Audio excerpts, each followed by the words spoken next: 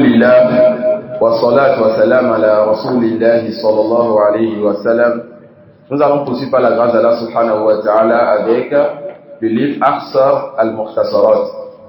Et si vous vous souvenez, hier nous avons parlé de Kitab al-Tahara. Et on a parlé donc de la purification. On avait dit que l'eau était de trois catégories. Tahurun, Tahirun et Najisun. Tahurun, l'eau qui est pure et qui purifie. Tahirun, l'eau qui est pure mais qui ne purifie pas. Najisun, l'eau qui est impure. Le tahur est de plusieurs catégories. Tahurun makruh, c'est l'eau qui est pure, qui purifie mais qui est détestable. Et c'est l'eau dans laquelle on a mis quelque chose qui ne le mélange pas, mais qui peut quand même avoir un effet sur lui, comme l'huile qu'on a versée dans l'eau et qui reste en surface. On a l'eau tahurun muharram, c'est l'eau qui purifie, qui est pure, qui purifie mais qui est interdite. Exemple de cela, l'eau qui a été volée ou l'argent volé pour acheter de l'eau pour faire les ablutions. Et on avait dit qu'ils ont dit tahurun makruh, tout simplement parce que chez eux, il y a une divergence. Certains ont dit que l'eau dans laquelle tu as mis l'huile est interdite. D'autres ont dit que c'est permis. Alors le mazhab dit que on prend un juste milieu et on va dire que c'est makruh.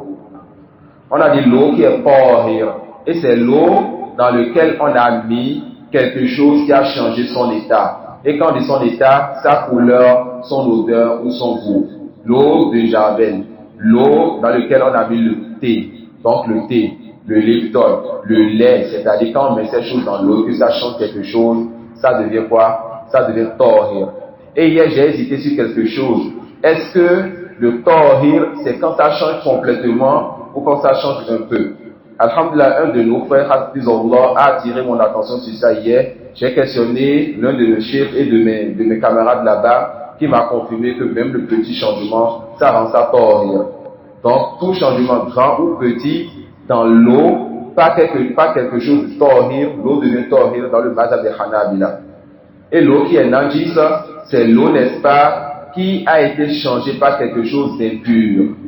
Qui a été changée par quelque chose d'impur. Alors on a dit que quand quelque chose d'impur, anaja, ça rentre dans l'eau, et que l'eau est en grande quantité, et que ça change l'eau impure par ijma, par consensus. Quand l'impureté rentre dans l'eau, et que l'eau est en grande quantité, et que ça ne change pas, l'eau là est pure par consensus. Quand l'impureté rentre dans l'eau, et que l'eau change en petite quantité, l'eau est en petite quantité, ça change, c'est impur par consensus. Et quand l'impureté rentre dans l'eau, l'eau est en petite quantité, ça ne change pas, mukhtalafun fihi, ils ont divergé. Certains ont dit que c'est impur et c'est le mazhab de Hanabila.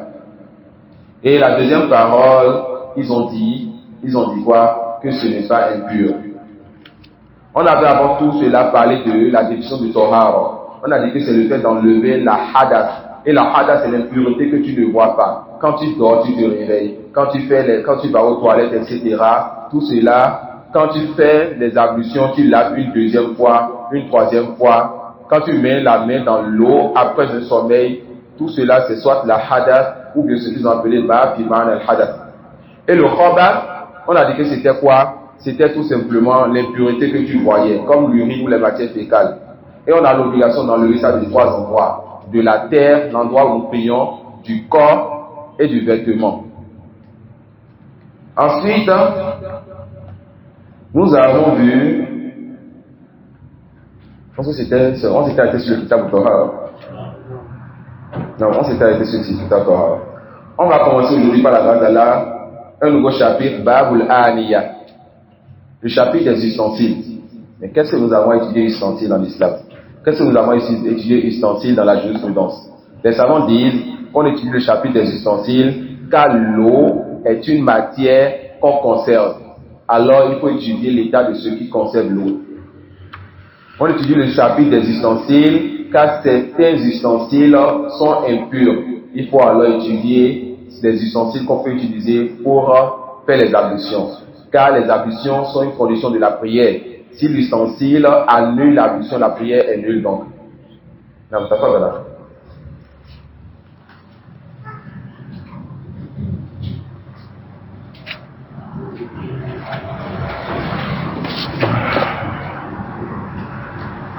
طهارة الآنية كل إناء طاهر يباح اتخاذه واستعماله إلا أن يكون ذهبا.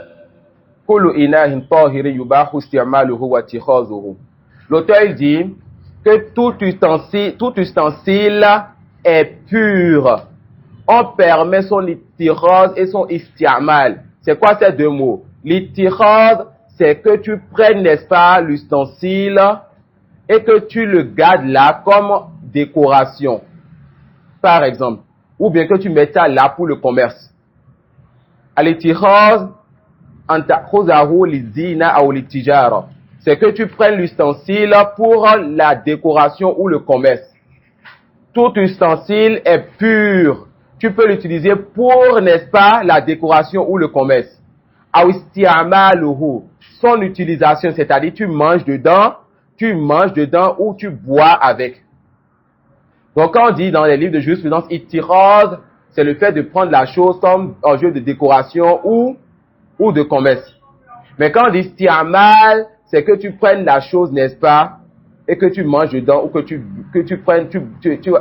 boives avec, n'est-ce pas, que tu boives avec.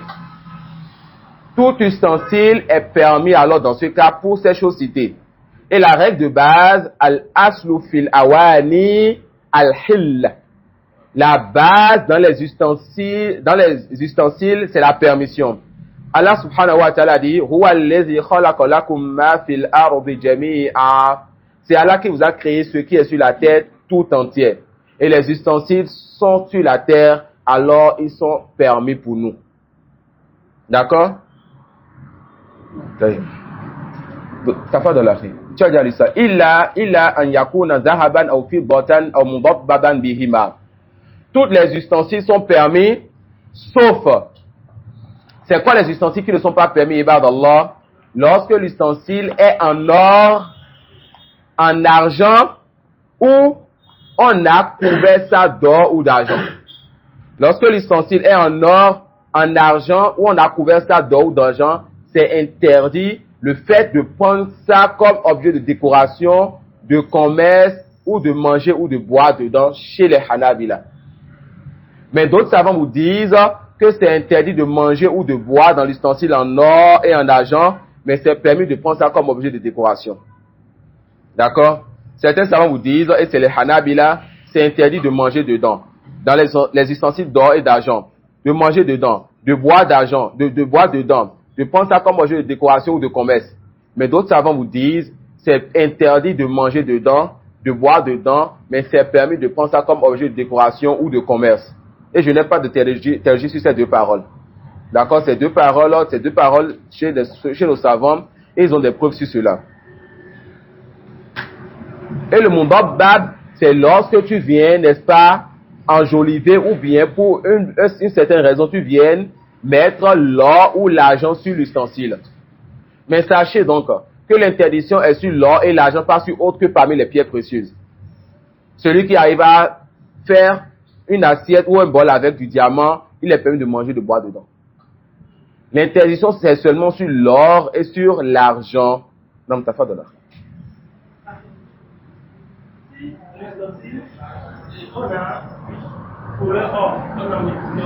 Quand c'est la même couleur, certains savants font le ilhaq. Ils disent que c'est comme l'or même. Et d'autres savants disent non, que c'est l'or même qui est voulu. Ceux qui vont dire que c'est comme l'or vont te dire que celui qui voit ça va penser que c'est l'or. Et parmi les ta'alilat, parmi les raisonnements pour interdire ça, ils te disent que quand le pauvre te voit manger ou boire avec une cuillère en or, une fourchette en or, un ustensile ou bien un bol en or, ça casse son cœur. Donc quand toi tu as mis la peinture, lui ne sait pas si c'est le vrai ou pas. Mais d'autres te disent non, c'est le vrai qui est voulu. Et je n'ai pas été logique là aussi. Non. Fais attention aux virgules au point, Inch'Allah. أو فضة أو مضببا بأحدهما لكن تباح ضبة يسيرة من فضة لحاجة. Non. On a dit maintenant qu'il est interdit d'utiliser ou bien il est interdit de prendre comme objet de décoration, commerce, manger ou boire chez les Hanabila dans l'ustensile en or ou en argent. l'exception est faite pour l'ustensile qui a été réparé par de l'argent en petite quantité. Quand est-ce qu'on peut avoir, n'est-ce pas, l'or ou l'argent sur l'ustensile? Est-ce qu'on peut avoir l'or sur l'ustensile interdit mutlaqan?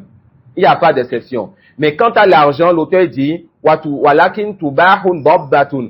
On permet, n'est-ce pas, d'ajouter, d'accord? Le dabba, c'est l'ajout à la matière de base. On permet d'ajouter dabbatun yasiratun min fiddatin li haja. Retenez bien les choses qu'il cite. On permet d'ajouter, donc on ajoute. C'est pas toute l'ustensile n'est pas faite dans cette matière. Donc on ajoute un peu, donc c'est pas beaucoup. On ajoute un peu d'argent. La matière, non, c'est pas les billets qu'on a en même, ce qu'on a comme pièce. L'argent même. Donc on ajoute 1, 2, un peu, 3, l'argent pour quand le besoin se fait. La base, est-ce qu'il est permis d'avoir de l'argent sur les ustensiles qu'on utilise pour manger ou boire, ou chez les Hanabila même pour la décoration? La réponse est non. Ils vont te dire à l'exception ici de l'ustensile, et quand pas d'ustensile ne fait pas faites la différence avec les bagues par exemple. D'accord? Donc, il est permis d'avoir de l'argent sur les ustensiles de quoi? Quand les ustensiles, d'avoir un peu d'argent en ajout sur l'ustensile pour le besoin. Le prophète sallallahu alayhi wa sallam avait un bol qui s'était brisé et il a eu, n'est-ce pas, à réparer cela en mettant un peu d'argent. Donc il a mis un peu d'argent sur l'ustensile pour le besoin. On a compris ça? Ça fait de là. Et quant à la bague en argent est permis pour l'homme, mais en or c'est pour les femmes. Non. La montre? J'espère que oui. Allahu a'lam. C'est pas. Et les savants disent que la zina de l'homme, d'accord? Quant à l'argent, j'espère que oui. Maintenant, ils disent la zina de l'homme, c'est-à-dire l'enjolivement de l'homme, c'est à son doigt et à son poignet. D'accord? L'homme, il veut se faire beau avec une belle bague et avec une bonne montre. C'est pas avec les chaînes. Ça, c'est pour les femmes et pour les animaux. Non. Bracelet, quand ça ressemble au pervers, c'est interdit. Quand c'est des choses qu'on met qui ressemblent au pervers, il y a des styles de bracelets qu'on voit les pervers mettre, c'est leur mode, c'est interdit pour nous. Toute ressemblance au pervers, c'est interdit pour nous. Et c'est quoi le but du bracelet qu'on met au bras? La montre a son but, n'est-ce pas? Non. Il y a des gens qui écrivent leur nom sur les chaussures. Ils ont oublié leur nom. Allah non, t'as pas de la. Non. وما لم تعلم نجاسته من آنية كفار. Non. La base, c'est quoi? La permission d'utiliser les ustensiles, même les ustensiles des non-musulmans. Il est permis pour nous d'utiliser les ustensiles des non-musulmans, même ceux qu'ils ont utilisés pour manger dedans.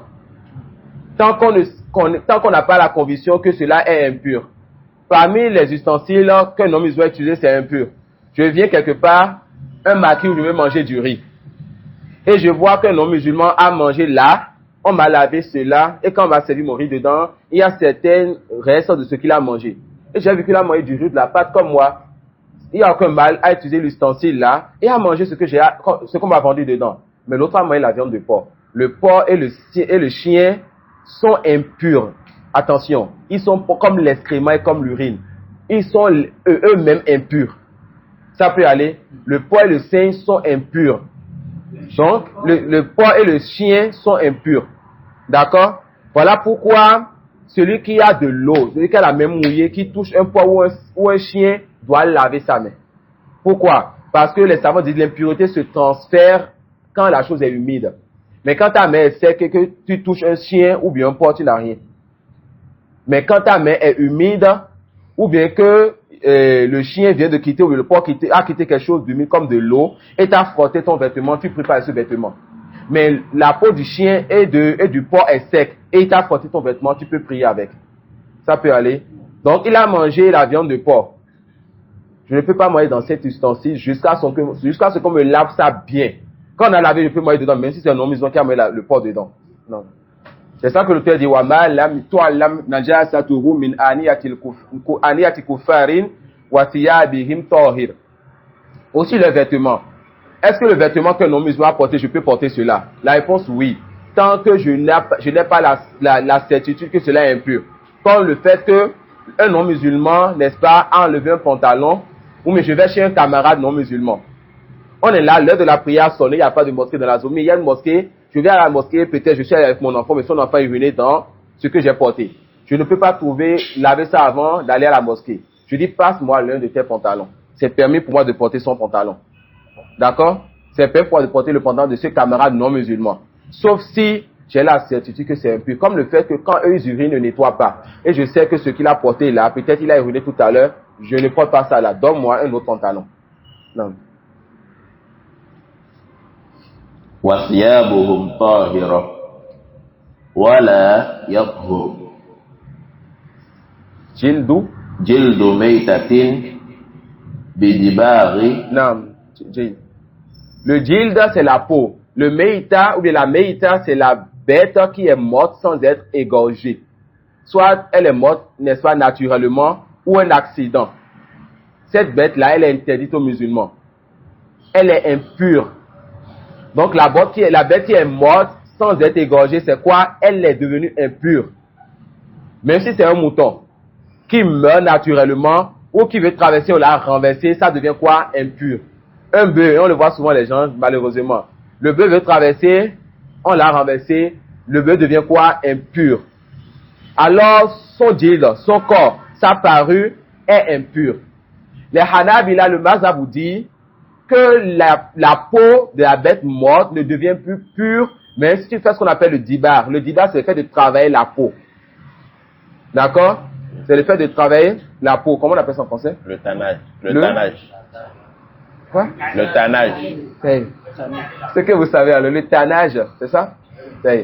Le tannage, alors, les Hanabila vous disent quoi? Que ça ne rend pas pure la peau de la bête morte. Et ils ont une preuve sur cela. D'accord? Ils ont une preuve sur cela. Et leur preuve, n'est-ce pas, c'est que le prophète sallallahu alayhi wa sallam, il a écrit à ses compagnons 1 mois avant sa mort, pour dire à ses compagnons que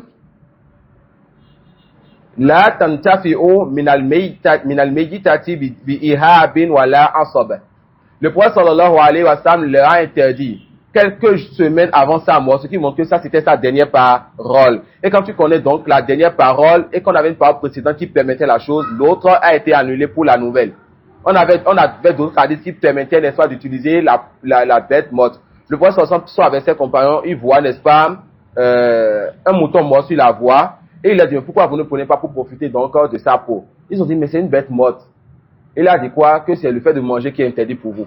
Mais quelques semaines avant de mourir, il envoie un message à ses compagnons pour dire, je vous interdis d'utiliser la peau de la bête morte. Donc les Hanabila vous disent donc qu'il est interdit d'utiliser les peaux de la bête morte et que même quand tu fais le dibar, tu fais le tannage, que cela ne devient pas pur. La deuxième parole, c'est que quand tu fais le dibar, ça devient pur. Et ça, c'est l'avis de Cheikh al-Islam Taymiyyah. Et bien d'autres de nous savons, c'est ça qui est juste. Et toujours à cause des premiers hadiths. Et Cheikh al-Islam Taymiyyah, il a encore compris dans le dernier hadith que ça n'a pas interdit d'utiliser la peau. Le prophète dit, je vous interdis d'utiliser la peau des bêtes mortes. Cheikh al-Islam Taymiyyah, il a médité sur les mots qui sont venus. Parmi les mots, ici, le mot qui a été utilisé, c'est le mot ihab. Et le mot ihab, chez les Arabes, ça veut dire la peau de la bête avant le dibar, avant le tannage. Alors que les autres hadiths nous disent que la peau de la bête morte est impure et devient pure après le tannage. Ibn Taymiyyah dit que les hadiths ne se contredisent pas. Que l'autre hadith te dit que la peau devient pure après le tannage. Et que ce hadith te dit de ne pas utiliser la peau avant le tannage. Donc Ibn Taymiyyah te dit que quand on fait le tannage, on revient au hadith de base, la peau devient pure. Et c'est ça qui est juste, Inch'Allah. La bête morte, quand on fait le tannage, la peau devient pure. Et c'est aussi un avis chez les Hanabila. Ensuite, de cela est sorti un autre sujet. Ils se sont demandé, il y a plusieurs types de bêtes. Il y a le chien, il y a le mouton, il y a le porc, il y a le bœuf. Le chien est impur, n'est-ce pas? Le mouton est pur. Le porc est impur et le bœuf est pur. Alors, est-ce que toutes les bêtes leur peau devient pure après le tannage, alors Cheikh Al-Islam lui-même, il a 2 paroles sur cela. Et la parole qui est son nas, c'est-à-dire la parole qui est claire dans ses livres, c'est que la bête qui de son vivant était pure, si elle devient morte sans sacrifice, elle est impure. Quand on fait son tannage, il redevient pur. Donc la bête qui de son vivant était impure, si elle est morte sans sacrifice, elle est toujours impure. Si on fait son tannage, elle est toujours impure. Ça peut aller. Alors, celui qui apprend la peau du chien ou du porc pour dire que je vais faire de cela un vêtement, ou bien je vais faire de cela quelque chose de sec que je vais mettre pour m'asseoir dessus comme certains rois, on dit tu t'es assis sur de l'impureté. D'accord, tu t'es assis sur quoi? Sur de l'impureté. Non, t'as fait de là. جلد ميتة بدباغ وكل أجزائها نجسة إلا شعرا ونحوه.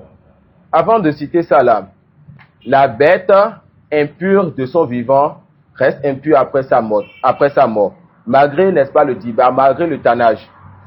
Maintenant, il est permis que ce soit une bête pure de son vivant ou impure de son vivant, quand elle est devenue une bête morte et qu'on a pris la peau.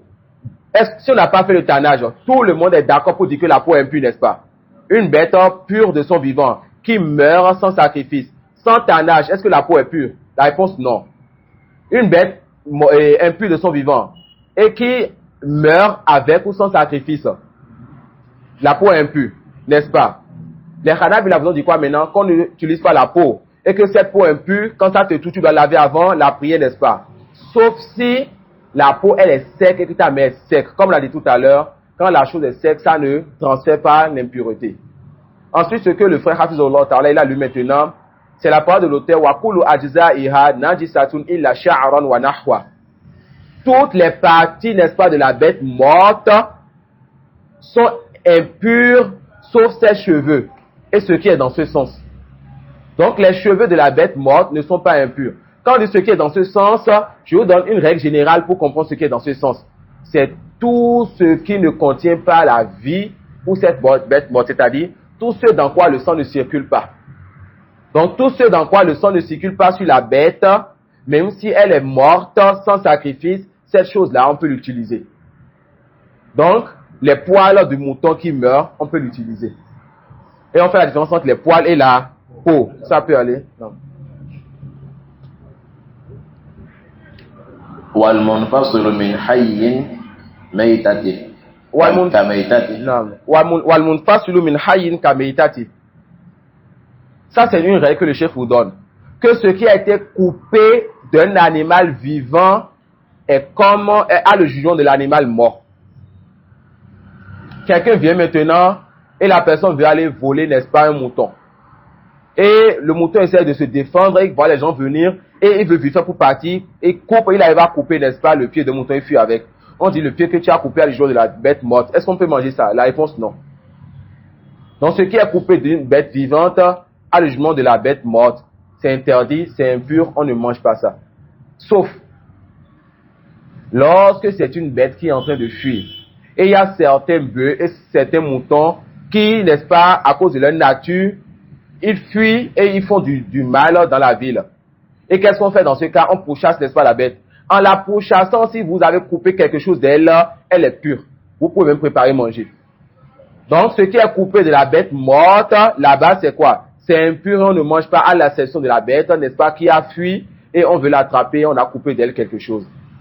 Et avec ça, on a fini le deuxième chapitre, qui était comme le premier chapitre, mais parce que hier, on a commencé le livre, la parole a été beaucoup. Aujourd'hui, on a fait moins de 30 minutes.